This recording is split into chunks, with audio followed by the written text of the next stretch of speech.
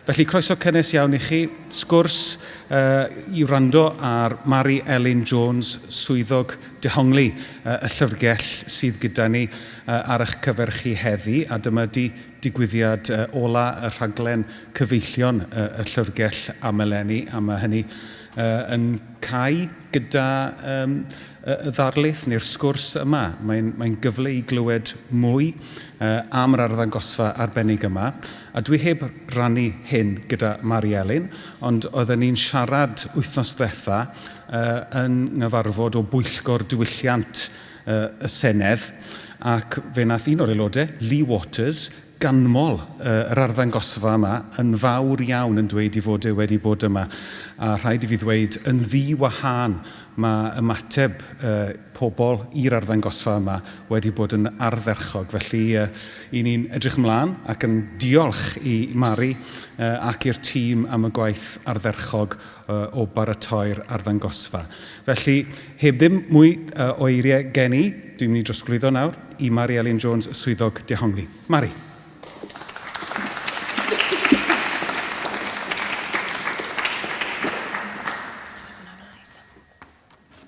Wel, prynhawn da bawb. Diolch yn fawr iawn i chi am ymuno ni heddi ar gyfer sgwrs oriel Portread a Phŵer. A chroeso cynnes iawn i chi sy'n ymuno â ni o adre hefyd. Fi'n mynd i ddiolch o flaen llaw hefyd i'r cyfieithydd, a fi wedi addo bod fi ddim yn mynd i siarad ar gyflymder Tregaron, felly gobeithio allai gadw fy ddewyd.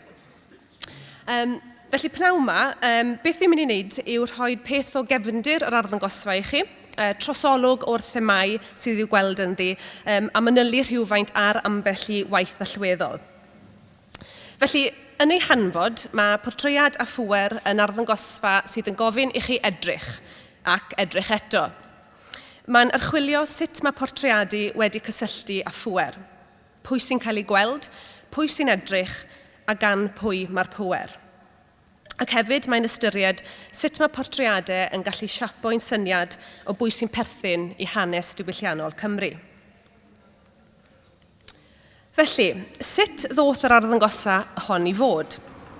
Wel, fe ddechreuodd yr arddangosfa mewn ffurf llawer iawn yn llai nôl yn 2019, pan fi'n horiel ni lawr ynglan yr afon yn Hwlffordd, yn rhan o daith National Masterpieces y National Gallery yn Llundain.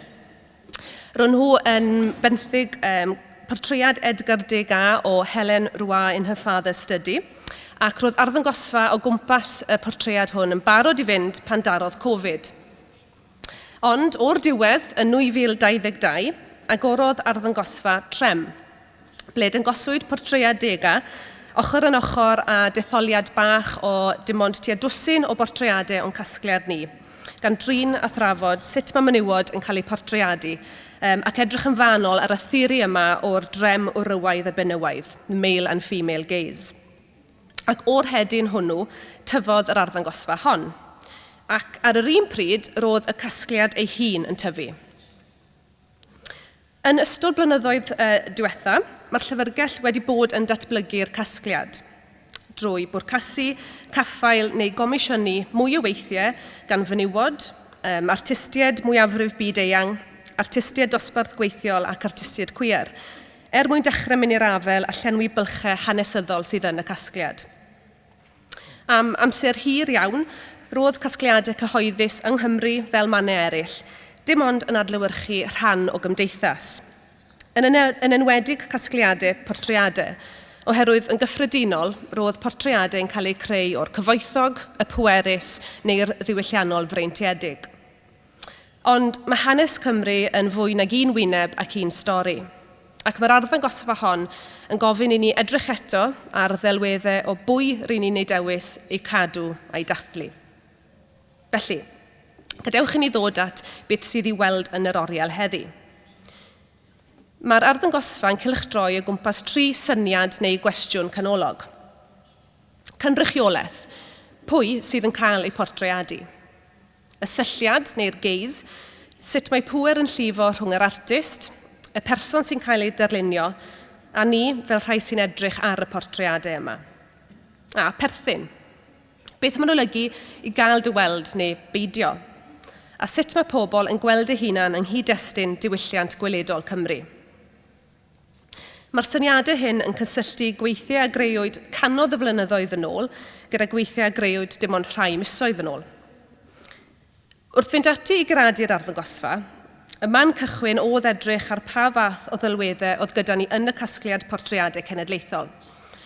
Ac bod cyfoeth yn y casgliad, roedd y fylchau amlwg i'w gweld hefyd. Felly dyma'n fynd ati i geisio mynd i'r afael ar bylchau.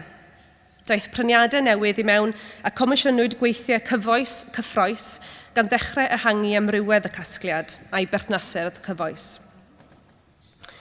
Mae'r arddangosfa wedi threfnu yn ôl themau, ond mewn gwirionedd mae un yn llifo i'r llall, a does dim rhyw reolau pendant am sut i deithio o gwmpas yr oriel.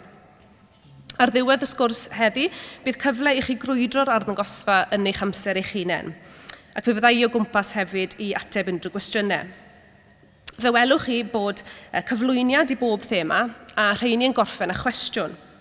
A byddwn ni'n eich annog chi i gadw'r cwestiwn hynny mewn cof wrth edrych ar y portreadau a dod eich casgliadau eich hunain. Yn aml iawn, mae'n werth edrych yn agos cyn mynd ati i ddarllen y capsiynau. Un o fwriadau'r arddangosfa hon yw gwneud dod i oriel gelf genedlaethol yn brofiad cysurus a chyffroes, ac un cynhwysol lle dim angen unrhyw wybodaeth gefndir arnoch chi i gael budd o'r hyn sydd i weld. Ond cyn bod chi'n cael cyfle i fynd ar grwydr, fe na i sôn i chi am rai o'r themau a'r gweithiau allweddol sydd i gweld yma heddi. Felly, ym 1972, datgelodd yr hanes celf John Berger yn ei gyfrol Ways of Seeing, sut mae portreadau o fenywod yn enwedig yn aml yn adlewyrchu pŵer y syllwr. Ehangodd beirniad ffeministedd ac ôl drefedigaethol ar hyn, gan ddangos sut mae rhyw, dosbarth, hil yn dylanwadu ar bwy sy'n cael ei portreadu, sut a pham. Meddai John Berger, "The gaze is not just a matter of looking, but also of power and control." Ac mae'n wir, bob tro rydyn ni'n edrych ar lun, mae rhyw fath o bŵer yn rhan o'r weithred. Mewn portreadau, mae'r pŵer hwnnw'n fwy amlwg. Mae'r ffordd ni'n edrych ar ddelwedd yn helpu creu ei hystyr, ac mae'r ddelwedd yn gallu naill ai adlewyrchu neu wrthwynebu hynny. Rydyn ni'n dod yn syniadau a'n rhagfarnau ein hunain gyda ni wrth edrych ar ddarn o gelf. Oherwydd mae'r weithred o edrych yn fwy na gweld yn unig. Mae hefyd yn arf i lunio hunaniaeth, atgyfnerthu normau a hyd yn oed arfer grym. Fe fyddwch chi'n clywed y term sylliad neu gaze sawl gwaith heddiw sy'n cyfeirio at theori, sy'n cynnig bod y ffordd mae menywod yn cael ei cyflwyno yn y celfyddydau gweledol yn dod o safbwynt gwrwaidd heterorywiol, lle maent yn cael ei darlunio fel gwrthrychau rhywiol pleser y syllwr gwrwaidd. Yn ôl y theori hon, mae gan ddynion y pŵer, tra bod menywod yn oddefol ac yn cael ei daddyneiddio. Ond, mae hanes wedi dangos dewrder menywod i herio ei diffyg cynrychiolaeth, gydag artistiaid benywaidd yn chwarae ar syniad o'r sylliad gwrywaidd, ac yn defnyddio eu celf i feirniadu ac i wirdroi y terfynau benywaiddra a orfodwyd arnynt.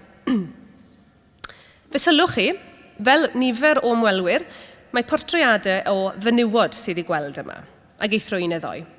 Ac mae sawl un wedi gofyn, wel, ble mae'r dynion? Ac mae'r cwestiwn hwnnw yn datgelu craidd yr arddangosfa mewn gwirionedd. Mae Portread a Phŵer yn canolbwyntio ar fenywod fel testunau portreadau yn ogystal ag fel artistiaid, oherwydd ein bod ni wedi bod yn edrych ar fenywod ers canrifoedd, prin iawn rwy'n nhw'n cael ei gweld. Yn hanesyddol, mae portreadau wedi darlunio menywod yn ôl disgwyliadau allanol, y sylliad gwrywaidd, normau cymdeithasol, ffantasïau am fenywaiddra neu ddylfrydau harddwch neu famolaeth. Mewn llawer o gosgliadau, gan gynnwys ein casgliad ni, mae llunio fenywod yn doreithiog, ond dydyn nhw ddim wastad yn cael dysgu rhyw lawer amdanynt. Sut yr oedden nhw'n gweld eu hunain, neu sut oedd eu bywydau'n teimlo o'i safbwynt hwy. Bydd portreadau o ddynion wastad yn hawdd i'w canfod, ond mae portreadau sy'n canolbwyntio ar fywydau go iawn a phresenoldeb menywod yn dal yn llawer prynach, a dymai pan bod nhw wrth wraidd y sioe hon. Nawr, dau waith sy'n darlunio'r theori yma o'r sylliad gwrywaidd benywaidd yw Anne Griffiths gan Cyffin Williams a Shadows gan Siani Rhys James. Yn ffigwr allweddol yn hanes celf Cymru, mae Cyffin Williams yn fwyaf adnabyddus am ei dirluniau o fynyddoedd Eryri wedi peintio neu dechneg impasto nodweddiadol a'i arddull fynyddiadol feiddgar. Doedd Cyffin ddim yn gweld ei hun fel peintiwr portreadau traddodiadol, ond roedd e'n creu portreadau achos fod ganddo obsesiwn â phobl. Wrth sôn am ei portreadau, dywedodd, "In my own work, I have simply tried to get a likeness. Only subconsciously may I at times have revealed some hidden aspect of the character of my sitter." Yn achos y portread hwn o Anne Griffiths fodd bynnag, yr hyn ni'n gweld yw portread sydd ddim yn datguddio rhyw agwedd guddiedig o gymeriad yr Eisteddfraig, ond yn hytrach o gymeriad yr artist ei hun o bosib.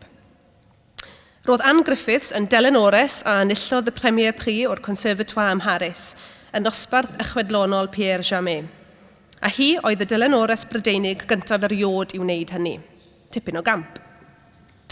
Pan yn byw ym Mharis, ond ar ymweliad â Chymru, peintiodd Cyffin y portread hwn ohoni. Yn ymwybodol y bydde hi'n cael ei hanfarwoli yn y portread hwn, ystyriodd Anne Griffiths yn ofalus beth i wisgo, gan ddewis un o'i hoff ddilledyn, sef top pink.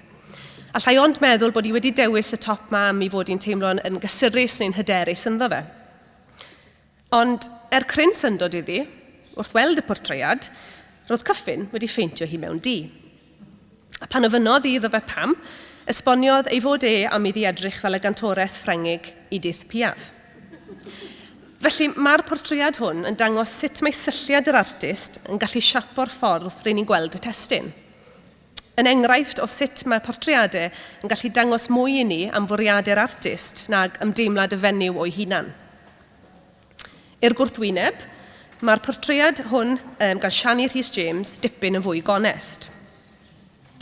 Mae Siani Rhys James yn un o artistiaid cyfoes enwocaf Cymru, yn adnabyddus am ei portreadau mynegiadol llawn emosiwn. Mae ei gwaith yn aml yn datgelu dwyster yr edrychiad. Maen nhw'n amrwd, yn fregus ac yn onest, ac mae'n cynnig i ni waith sydd yn herio'n uniongyrchol gonfensiynau'r gaze. Mae nifer o weithiau lliwgar, beiddgar, Siani Rhys James yn cynnwys elfennau o'r hunan portread.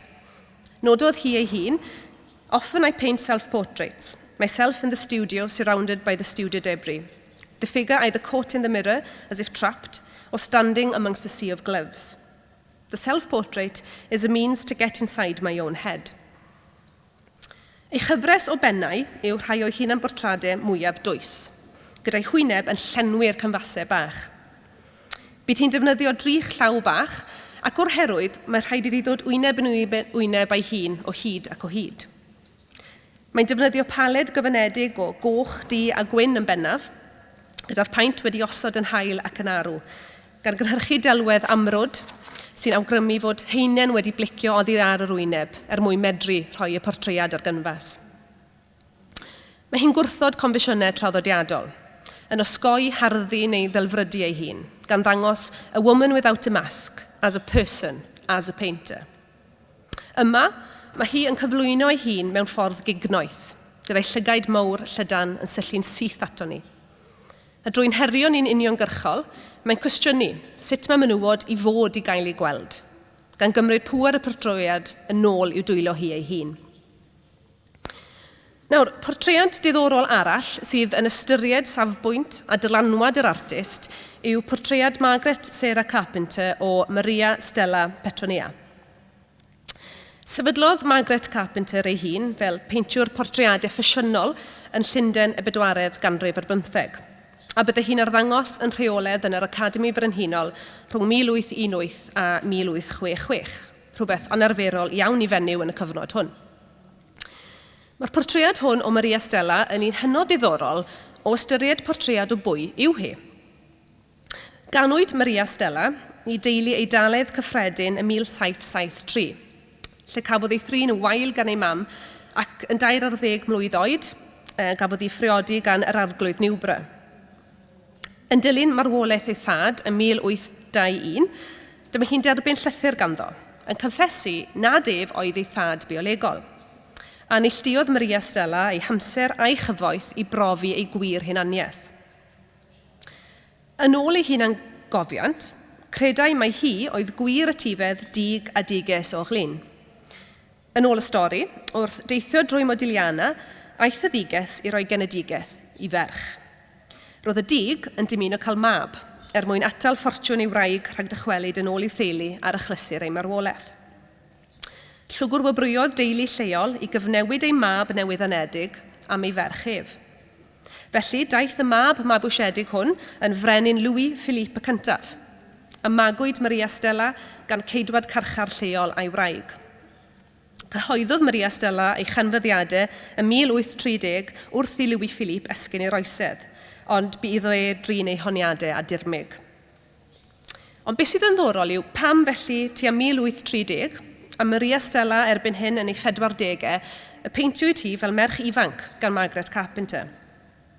A gomisiynwyd peintiad hiraethus gan un o'i phlant efallai. Neu ei diddordeb personol Carpenter yn stori Maria Stella sbardinodd y peintiad hynod deg hwn. Yn ymgais falle i roi iddi y pletundod brenhinol y dylai fod wedi gael. Gyda Maria yn syllu mor hyderus arno mor cynfas, a yw Margaret Carpenter yn defnyddio'i safle fel peintiwr portreadau enwog i roi pŵer a statws yn ôl i'r ferch ifanc y fyddai farw mewn tlodi o olwg y byd ym 1843. Nawr, mae nifer o fenywod wedi troi at gyfrwng yr hunan portread i herio'r sylliad gwrwaidd, a'r syniad fod menywed ond yn bodoli fel gwrthrychrau pleser ar gyfer dynion yn unig. Mae'r hunan portreadau hyn yn adlewyrchu ei bywyd mewnol yn aml iawn, eu cymreithdodau a'i pŵer ar eu telerau nhw eu hunain. Mae'r hunan portreadau hyn yn ein gwahoddi ymgysylltu a phersbectif a luniwyd gan fenywod eu hunain, gan symud y ffocws o'r allanol i'r mewnol. Fe welwch chi yn yr arddangosfa rai hunan portreadau digon clasurol. Mae hefyd arnau yma sy'n herio syniadau traddodiadol, a na i sôn wrthoch chi am ambell un o rhain. Felly, yn arlunydd ac yn awdur, rhannodd Brenda Chamberlain ei bywyd rhwng Cymru ac Ynys Roegaidd hydra. Mae ei gwaith yn aml yn archwilio unigedd, creadigrwydd a'r bywyd mewnol. Mae'r set o weithiau sydd i'w gweld yn yr arddangosfa oll yn darluniau du a gwyn, a maen nhw'n taflu goleuni ar gymlethdodau'r hunan portread a'i chymeriad hi ei hun. Mae hunan portreadau Brenda Chamberlain yn aml yn adlewyrchu ei byd mewnol, ac yn dangos dyfnder emosiynol cryf. Yn hytrach na delweddau delfrydol, maen nhw'n dangos ffigwr meddylgar, weithiau'n gythryblus, yn wynebu ei hun a'i hamgylchedd. Yn ystod blynyddoedd olaf ei bywyd, pan oedd yn dioddau o iselder, creodd sawl darlun o bennau, yn ymddangos fel bai nhw wedi i rhwymo, i dal neu o dan bwysau trwm. Yn ffordd i allu delweddu ei enobaith a'i unigedd. Ac i weld hefyd mae un o weithiau cyfres y Black Brides. Black Bride No. 4 ydy hwn. A mae gweithio'r Black Brides ymhlith rhai o weithiau mwyaf trawiadol a chythryblus Brenda Chamberlain. Gweithiau yr oedd hi ei hunan yn cydnabod i fod yn weithiau annifyr, a nad oedd hi wir yn gallu esbonio. Mae pob un o'r Black Brides yn dangos priodferch mewn osgo tebyg, wedi gwrchuddio gan rhywbeth sy'n edrych fel rhwyd y bsgota neu fel rhyw fath o archlen. Mae'r gweithio yma yn archwilio colled, defodau a hunaniaeth, ac efallai bod nhw'n adlewyrchu brwydrau a safbwyntio'r artist ei hun a fenyweiddra. Mae'r gorchydd yn dod o symbol o gaethiwed a thristwch. Artist arall sydd yn delio ar bywyd mewnol mewn par o hunan portreadau go anarferol yw Maria Hayes. Yn artist aml ddisgyblaethol, mae ei gwaith yn aml yn archwilio hunaniaeth lle a'r cof. Yn Map Woman, mae'n archwilio ei hunaniaeth ddiwylliannol a chenedlaethol. Yn ei hanfod, mae Maria Hayes yn ei gweld ei hun fel cynnyrch mewn fidwyr, Gwyddelig ar ochr ei thad a Chymreig ar ochr ei mam. Cafodd ei geni yng Nghymru, ond ei magu yn bennaf yn Lloegr, gan symud o gwmpas yn helaeth. Cyn dychwelyd i fyw yng Nghymru ym 1992. I greu'r darn Map Woman, mae hi'n gorwedd ar fwrdd a creu amlinelliad o'i chorff gyda fflien wedi throchi mewn inc. Yna torrodd ddarnau o fapiau o'r holl leoedd roedd hi wedi byw ynddynt a'i gludo ar y bwrdd, gan ddechrau yn y pen a gweithio i ffordd lawr yr asgwrn cefn. Wedyn, casglodd fwd o fynydd Manod, lle roedd hi'n byw ar y pryd, a llenwi siap y corff gyda ffridd y mynydd, yn symbol a oedd yn cynrychioli ei deheuad i geisio gosod gwreiddiau. Wedi dangos wrth ymyl map woman, mae divided self, set o ddoliau nythu bach wedi peintio. Ymgais arall i archwilio hunaniaethau gwahanol ac unigryw yw hwn. Hunaniaethau sy'n dod at ei gilydd i greu darlun cyfan o'i phersonoliaeth. Gan ddefnyddio inc yn unig, gweithiodd yn ddigymell, gan benderfynu beth oedd pob dol yn ei chynrychioli, gan symud o'r lleiaf i'r mwyaf. Meddai, the tiniest doll I painted gold, decided that is what is at the center of each of us. Then I did skeleton self, then nature self, moody self, woman self, artist self, then the whole of me, the container doll. Ac nad oes unrhyw un o'r hunan portreadau yma yn dangos wyneb yr artist, maen nhw'n datgelu llawer amdanyn nhw. Ac yn dangos fel y gall hunan portreadau ddangos gwirionedd heb orfod dangos tebygrwydd. Nawr, un o fy hoff rannau o'r arddangosfa yw beth fi'n galw yn wal Gwen John, lle rydyn ni'n gweld hunan portread ochr yn ochr a 2 portread ohoni gan bobl a oedd hi'n adnabod un dda. Un gan ei ffrind agos, Mary Constance Lloyd, ac un gan ei brawd Augustus John. Gyda'i gilydd, mae'r 3 gwaith yn dangos pa mor wahanol y gallu'r gweld un person. Ganddi hi ei hun, gan fenyw arall, a chan ddyn a oedd yn digwydd bod yn un o bersonoliaethau artistig mwyaf amlwg ei genhedlaeth, yn ogystal â'i brawd. Wedi geni nimbych y pysgod, mae Gwen John bellach yn cael ei chydnabod fel un o artistiaid pwysicaf Prydain dechrau'r 20fed ganrif. Mae hi gwaith hi'n dawel, yn fewnblyg ac yn seicolegol, ac mae fwyaf adnabyddus am ei phortreadau tawel a'i thryniaeth cynnil o dôn a naws. Yn yr hunan portread pensil hwn, mae hi'n ymddangos yn dawel ac yn naturiol, gan roi ymdeimlad i ni ohoni fel artist preifat, meddylgar, yn hytrach na rhyw persona gyhoeddus. Wrth ymyl hunan portread, mae gwaith gan Mary Constance Lloyd. Astudiodd Mary Constance Lloyd ochr yn ochr â Gwen John yn ysgol gelf y sled yn Llundain, a symudodd y ddwy i Paris ar yr un pryd.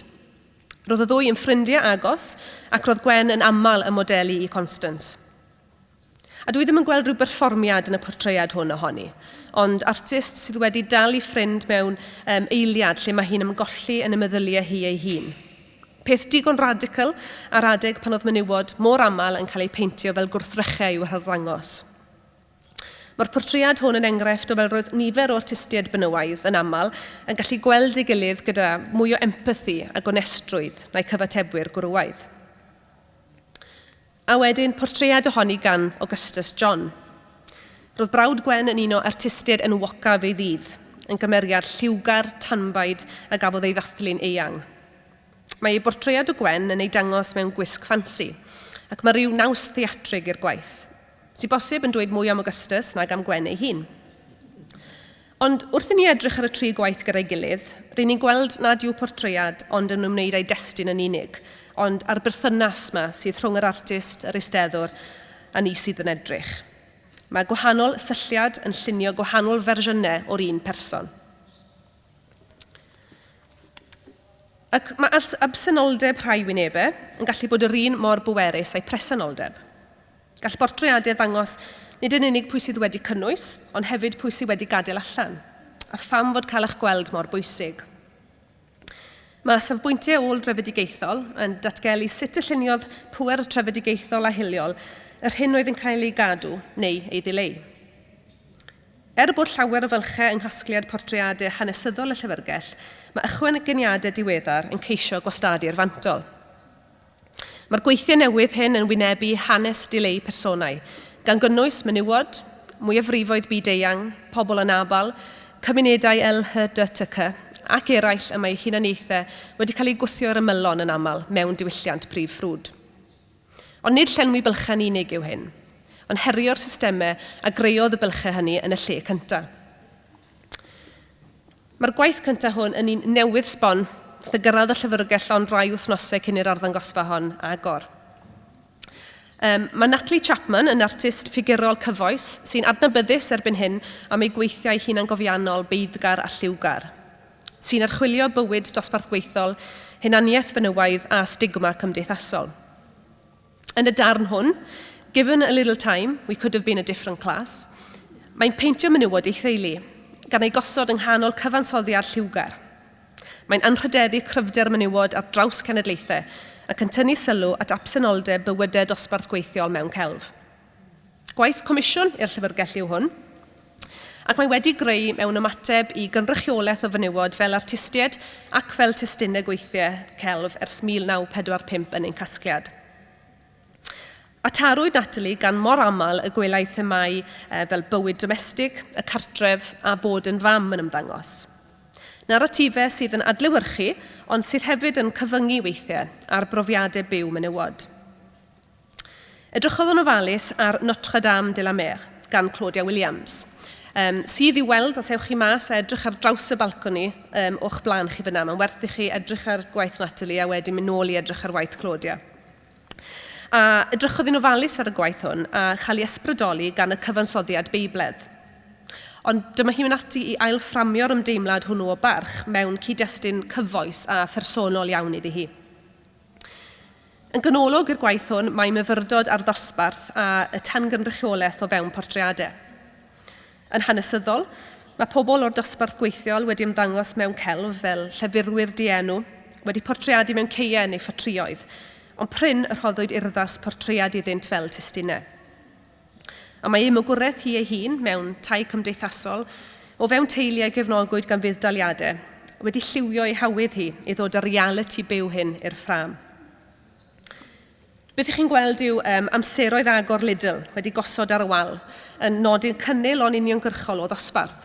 Mae'n wrthrych bob dydd sydd yn cyfleu trefn a byw mewn modd fforddiadwy mwyn goroesi. A teulu'r artist yw'r ffigurau yn y peintiad. Ei mham, ei chwaer, ei hun a'i plant. Mae cenedlaethau o ferched yn cael eu cynrychioli, a phob un yn dangos gwydnwch wrth oresgyn stigma gyda gofel a chryfder. A mae'r motif Barbie a'r siwmper y ferch fach yn gweithredu fel cyfeiriad at y naratif sy'n esblygu o ran grym merched. Bod Barbie ers tro wedi bod yn symbol o ddelfrydau cyfyng, mae'r alddychmygu diweddar o'i stori wedi cynnig naratif amgen, un sy'n dathlu posibiliadau ferched ifanc. A cafodd y papur wal patrymog ei ysbrydoli gan gwyltiau im hamgu, yn deyrnged i'w chreadigrwydd a'i chwaith. A meddai Natalie am y gwaith. Through this layering of domestic memory, symbolism and portraiture, the painting becomes both personal and political. A celebration of working class women's endurance, beauty and presence within a tradition that has too often overlooked them. Gwaith comisiwn arall yw Dyfodol Du, sef set o ffotograffau trawiadol gan taiau o Macore, a greuwyd yn rhan o weithredu gwrthhiliaeth y llyfrgell eleni. Fel ffotograffydd o Nigeria sy'n byw yng Nghymru, mae gwaith taiau wedi wreiddio yn ei archwiliad i mewn i'r cysylltiadau rhwng ei hunaniaeth a'i gartre mabwysiedig. Mae'n cael ei swyno gan y ffyrdd mae diwylliannau Nigeria a Chymru yn adlewyrchu ei gilydd, a weithiau mewn ffyrdd syfrdanol o debyg, ond sy'n parhau'n wahanol yn ei mynegiant.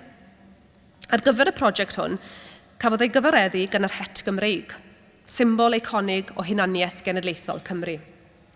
A ddati geisio ei hael Dehongli trwy lens i gyd-destun diwylliannol. Mae'r het Gymreig a wisgwyd yn draddodiadol gan fenywod fel rhan o'r wisg genedlaethol yn dyddio nôl i'r 19edd a'r 4edd ganrif ar 15. Yn aml, caiff ei phriodoli ar glwyddau Llanofer, gweithraig frwd dros ddiwylliant Cymru, a fi'n annog gwisgo'r het draddodiadol fel ffordd o ddangos balchder cenedlaethol. A dros amser, bydd o'th yr het yn symbol o hunaniaeth Gymreig, yn symbol amlwg iawn mewn delweddau hanesyddol, yn wedig a dynwyd gan ffotograffwyr fel John Thomas a Jeff Charles, a mae eu casgliadau nhw yn y llyfrgell. Ac roedd gwaith y ffotograffwyr yma yn dogfennu yn helaeth a gweddau ymrywiol ar fywyd Cymru. O gymunedau gwledig a diwydiannau dosbarth gweithiol i ddigwyddiadau diwylliannol a gwleidyddol pwysig. Ac bod y casgliadau hyn yn cynnig cipolwg cyfoethog i hanes Cymru, maen nhw hefyd yn dod ar bylchau'r amlwg. Yn enwedig o ran cynrychiolaeth unigolion di a chymunedau lleiafrifol eraill, sydd wedi bod yn rhan o Gymdeithas Cymru ers amser maith. Gweithaf hanes hir cymunedau aml diwylliannol yng Nghymru, yn enwedig mewn dinasodd fel Caerdydd, methodd y cofnod ffotograffig a chydnabod eu presenoldeb fel rhan o glytwaith diwylliannol y genedl. Ac fe wnaeth y diffyg hwn argraff ar tai gan ymlygu'r ffyrdd y gall naratifau hanesyddol eithrio, boed hynny'n fwriadol neu'n anfwriadol, y rhai nad ydyn nhw'n ffitio'n daclus i syniadau confensiynol o hunaniaeth genedlaethol. A'r diffyg hwn ysbrydolodd ef i ailddychmygu'r het Gymreig mewn ffordd sy'n adlewyrchu ei hunaniaeth ei hun a thirwedd ddiwylliannol esblygol Cymru. Ac yn y gyfres hon o ffotograffau, mae'n cydblethu tecstiliau Africanaidd, fel cefndir mewn rhai delweddau, gyda'r patrymau bywiog yn symboleiddio'i draftadaeth Nigeraidd. Aeth gam ymhellach wedyn trwy ymgorffori tecstiliau Africanaidd yn yr hetiau eu hunain, gan uno dwy hunaniaeth ddiwylliannol mewn datganiad gweledol unedig. A drwy wneud hyn, mae'n creu dialog rhwng y gorffennol a'r presennol, rhwng traddodiad a thrawsnewid. Mae'r delweddau yn y gyfres hon yn herio'r syniad o hunaniaeth genedlaethol fel rhywbeth statig a chyfynedig. Yn hytrach, maen nhw'n dathlu natur hyblyg diwylliant a chyfraniadau unigolion di i gymdeithas, wedi hanwybyddu'n hanesyddol ond sy'n amhosib ei gwadu heddi. A drwy'r gwaith hwn, mae'n ceisio ehangu'r naratif gweledol o driftadaeth Gymreig, gan sicrhau y gall cenedlaethau'r dyfodol weld eu hunain wedi hadlewyrchu yn casgliadau'r llyfrgell. Mae'n ddatganiad artistig bod hunaniaethau di yn rhan anatod a chyfoethog o hanes Cymru, sy'n heiddi gwelededd a chydnabyddiaeth.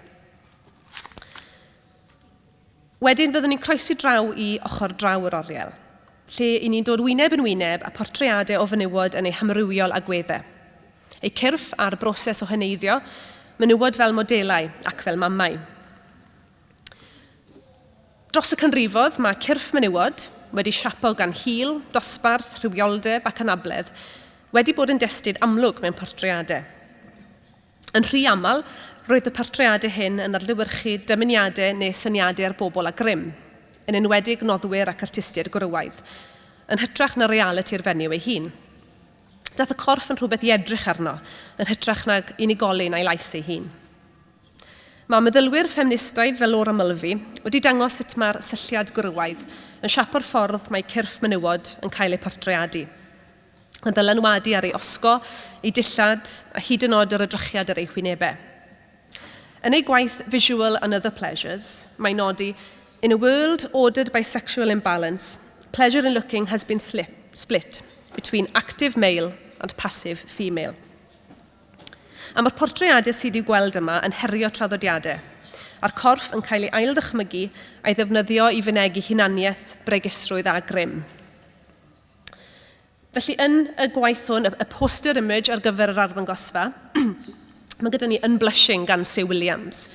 A mae Sue Williams yn artist cysyniadol sy'n gweithio gyda darlunio, perfformio a gosodiadau i gwestiynu cynrychiolaeth cyrff menywod, rhywioldeb a phrofiad byw. Mae ei gwaith yn tarfu ar y traddodiad yma o bortreadau cwrtais, a mae'n mynnu ein bod ni'n ail ystyried sut mae menywod yn cael ei hystyried a pwy sy'n rheoli'r naratif. Mae Unblushing yn cyfuno gwaith brwsh beiddgar a llinellau amrwd gyda llaw drawiadol wedi chodi ar draws y canfas. Y tu ôl iddi, mae llygad bach yn edrych allan, yn hanner cudd ond yn bresennol ac yn syllu nôl arno ni. Mae marciau rhydd egniol Sue Williams yn creu tensiwn rhwng cuddio a datgelu. A mae'r gwaith yn ein hannog ni ystyried beth sy'n aros yn breifet, beth sy'n cael ei wneud yn weladwy, a sut mae grym a bregisrwydd yn cydfodoli mewn portreadau. Wedyn, yn eitha gwahanol, mae y portread yma o June Campbell Davies. Artist ganaidd Brydeinig yw Joshua Donkor, sy'n creu portreadau amlhain yn archwilio themau o mudo a cof a chymlethdodau hunaniaeth. A mae'r portread grymus hwn yn dangos June Campbell Davies, dawnswraig, coreograffydd ac athrawes o Gaerdydd. Mae hi'n cael ei ffeintio yng nghanol symudiad, gyda'i safiad yn dangos cryfder a gosgeidhrwydd. Wrth edrych yn ofalus, a byddwn ni'n awgrymu bod chi'n mynd reit lan yn agos at y darn hwn, allwch chi weld fod y cynfas yn llawn delweddau o fywyd diwn, sy'n olrhain gwreiddiau ei theulu yn Granada ac eiliadau o'i bywyd a'i gyrfa yma yng Nghymru. Trwy beintio ei llun dros y delweddau hyn o'i harchif bersonol, mae Joshua yn creu tapestri cyfoethog o fywyd diwn a'i dylanwad yng Nghymru, wrth iddi roi ei gyrfa i feithrin pobl greadigol a chefnogi y chymuned o'i chwmpas. Ac wrth ddewis canolbwyntio ar ei chorff a'i symudiadau, mae hwn yn ddathliad addas o fywyd wedi'i fyw trwy ddawns. Am ganrifoedd, mae menywod wedi ymddwyn fel modelau ac ysbrydoliaeth i artistiaid. Yn aml, byddent yn ymddangos falle nid fel ei hunain, ond fel y wraig neu cariad, plentyn neu just ysbrydoliaeth i artist. A gall gwraig gael ei dylfrydu, cariad ei rhamanteiddio, merch ei chadw mewn diniweidrwydd plentyndod. Ond mae olion y person go iawn hefyd yn gallu torri drwyddo. Nawr, mae'r portread hwn o Catriona MacLeod yn un hynod o ddiddorol. Roedd Catriona yn artist a cherddor a briododd ei chyd-artist Joseph Herman yn 1942. Roedd y ddau yn astudio ac yn arddangos yn yr Alban cyn iddyn nhw ymgartrefu yn Ystrygynlais, yng nghanol cymuned artistig fywiog. Yn artist ac yn etifedd cwmni chwisgi enwog, nid rhyw fenyw o ddefol oedd Catriona. Roedd hi'n peintio, yn dylunio ac yn perfformio. Ac fod y portread hwn yn cael ei briodoli i Joseph Herman, gan osod Catriona yn gadarn yn rôl draddodiadol yr awen, yn ddiweddar mae rhai wedi awgrymu a gallai fod yn hunan portread gan Catriona ei hun. A mae'r ansicrwydd hwn yn newid y ffordd i ni'n darllen y peintiad. Os mae hi yw'r artist, mae'n arddel ei grym. Menyw yn llunio ei delwedd ei hun, yn hytrach na chael ei llunio yn ôl golwg rhywun arall. Mae wedi osod mewn adran sy'n edrych ar model y cysbrydoliaeth. Ac mae'r peintiad yn dod yn bryfociad ysgafn ond pwerus.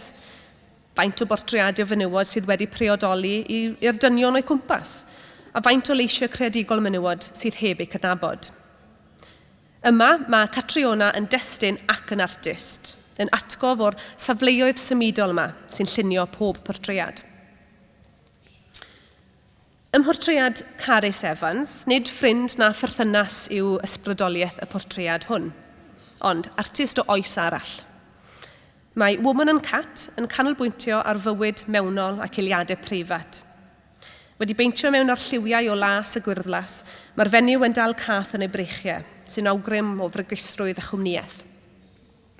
Mae Carys Evans ei hun yn disgrifio'r gwaith fel a shameless appropriation, but not a copy, o beintiad gan Gwen John, gan sefyll ar ysgwyddau cawres i hawlio ei lle ei hun mewn traddodiad sydd yn aml wedi anwybyddu bydoedd mewnol menywod.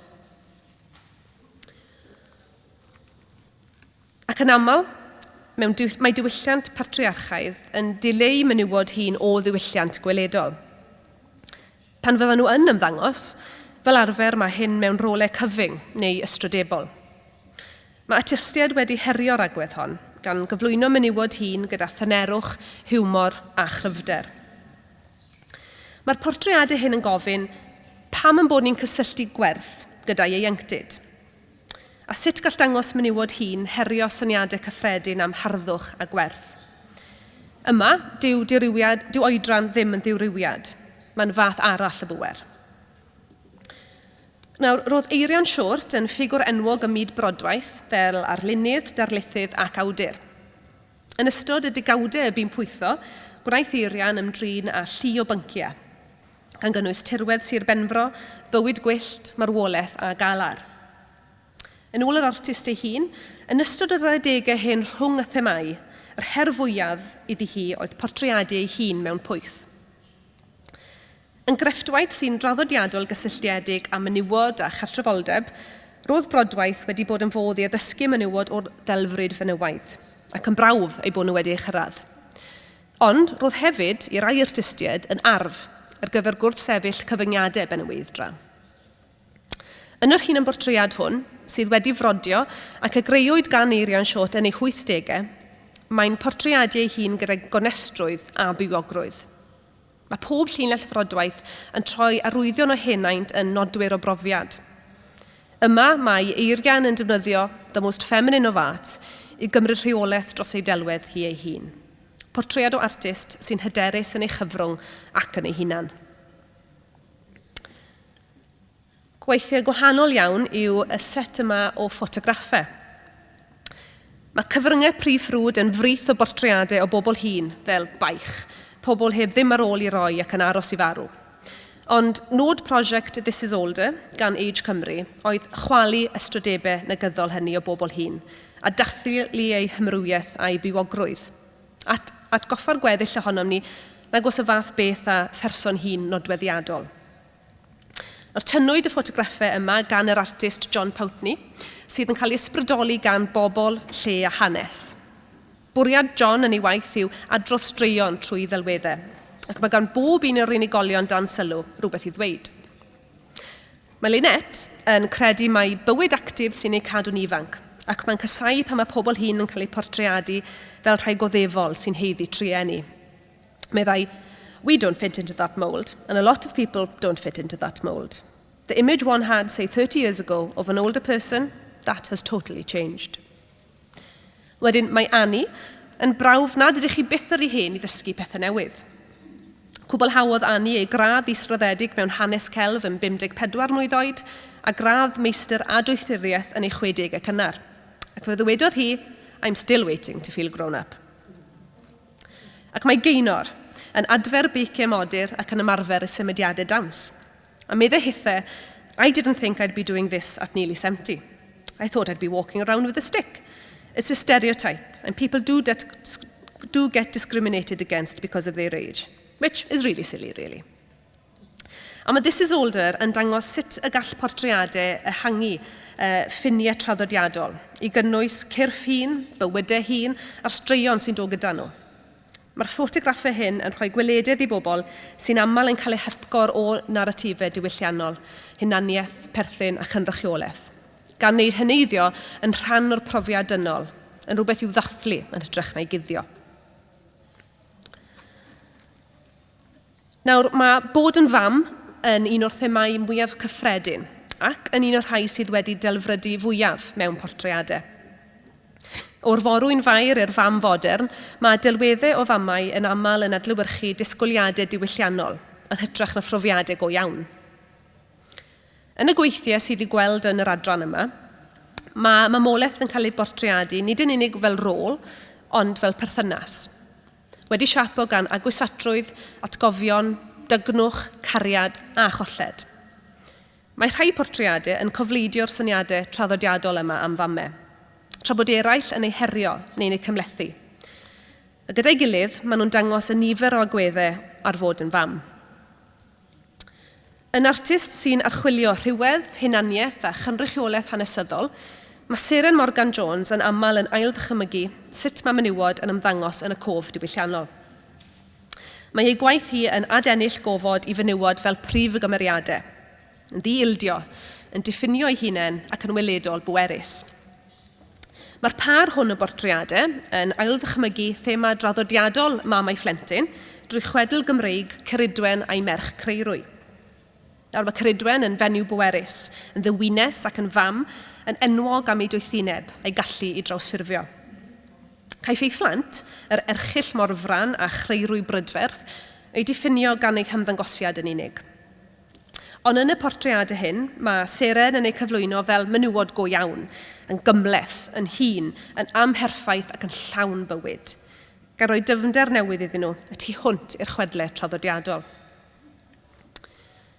Artist cyfoes arall yw Zina Blackwell, a mae ei gwaith hithau yn archwilio anhrefn, hiwmor a dwyster emosiynol bod yn riant.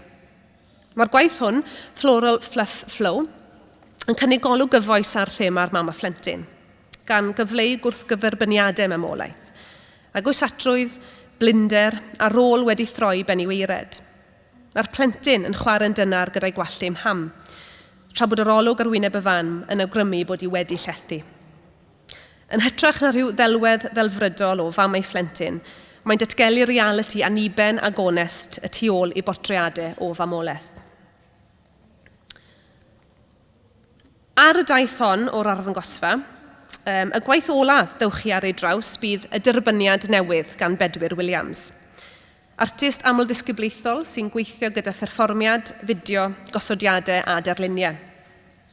Yn adnabyddus am ei safbwyntiau dychanol a'r hunaniaeth a rolau cymdeithasol, mae'r darn hwn yn gofyn i ni gwestiynu pwy sy'n cael lle mewn casgliadau cyhoeddus. Fe welwn ni fan hyn grŵp o bortreadau o ddynion yn edrych i lawr o grid metal sydd wedi ysbrydoli gan systemau storio'r llyfrgell. Ymhlith y rhain, mae un ffigwr a allai fod yn fenyw, yn herio'n gynnil syniadau traddodiadol am bortreadau. Mae'n ei gwahoddi feddwl am sut mae gweithio newydd yn dod i'r casgliad. Mae'r bwlch mawr gwag yn nodi absenoldeb a photensial, gan ei hatgoffa ni ystyried pa wynebau a pa leisiau sy'n cael eu cadw a pha rai sydd heb eu cynnwys eto. A beth sydd nesaf felly? Wel, mae'r arddangosfa hon yn rhan o ymdrech hir dymor i ehangu casgliadau'r llyfrgell, i ddod â lleisiau newydd i amlygrwydd cenedlaethol ac i gefnogi artistiaid cyfoes sy'n gweithio yng Nghymru heddiw. Fy ngobaith i yw mai dyma ddechrau ar gynrychiolaeth fwy cyfoethog a mwy cynhwysol o hunaniaeth Gymreig. Wel, diolch y galon am ymuno â fi heddi. Gobeithio bydd yr arddangosfa yn agor ffyrdd newydd i chi o feddwl am bortreadau ac yn bwysyn perthyn i'n hanes gweledol cyfunol. Cymerwch eich amser i archwilio'r orwel a fi'n hapus iawn i ateb unrhyw gwestiynau, naill ai nawr neu tra bod ni'n crwydro fe na i aros o gwmpas am gyfnod bach i gael sgwrs gyda chi yn dilyn hynny. Ond fel arall, just diolch yn fawr iawn i chi gyd am ddod heddi.